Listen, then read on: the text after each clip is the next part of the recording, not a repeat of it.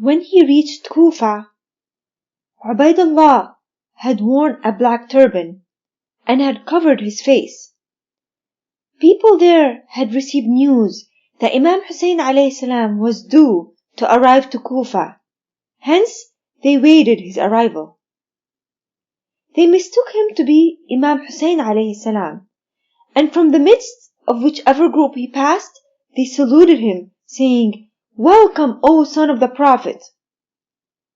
When Ubaydullah saw them rejoicing at the arrival of Imam Hussein, he was troubled. When people started increasing, Muslim ibn Amr called out, "Get away!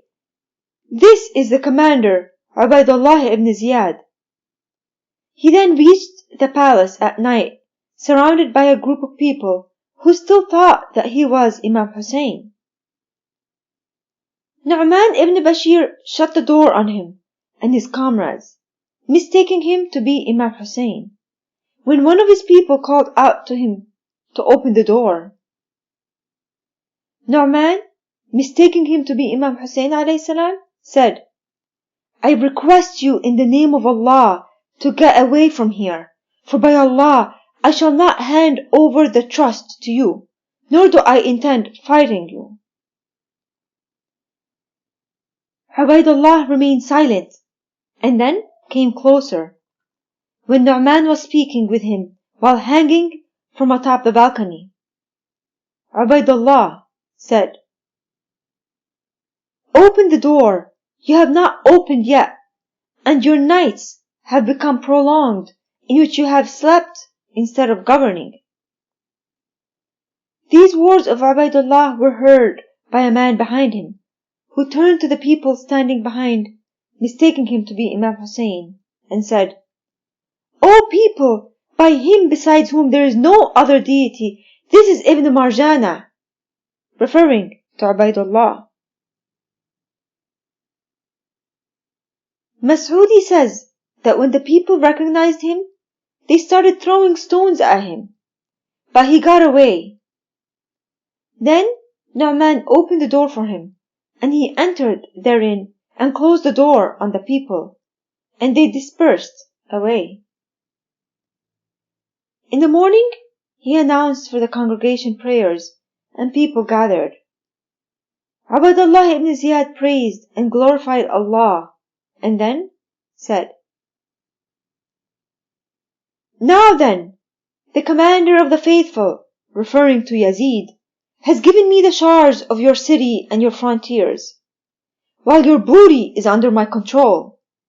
And he has ordered me to assist the oppressed and bestow upon the deprived, and has also commanded me to be fair to the obedient ones, and take severe action against the suspicious and the rebels amongst you.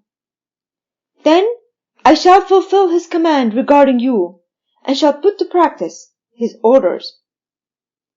I shall be like a merciful father for the obedient and good people among you, and my spear and sword will be upon the head of those who disobey my command and oppose my rule. Let each man fear himself. Let right warn you and not threat." In another narration it is quoted that he said, "Take my words to that Hashimi," referring to Muslim ibn Aqil, "that he should guard himself against my wrath." Then he alighted from the pulpit and dealt strictly with the chiefs and commanded that, "Note down the names of the guarantors of men and the followers of Yazid, and while also those of the rebels and the suspicious who might revolt or cause disturbances. All these people should be brought to me so that I may decide about them. Then the chiefs who do not write down their names should stand surety that none among them would oppose us, nor revolt. The one who does not do so will be denied immunity, and his blood and wealth will be lawful for us. And if a rebel of Yazid is ever found in any area under the control of a chief, and he does not report to us about him, he shall be hanged on the door of his house, and his stipends will be stopped, and he will be fed to the lions. In Fusul al-Muhimma, it is quoted that a group of people of Kufa were imprisoned by him and executed at that very moment.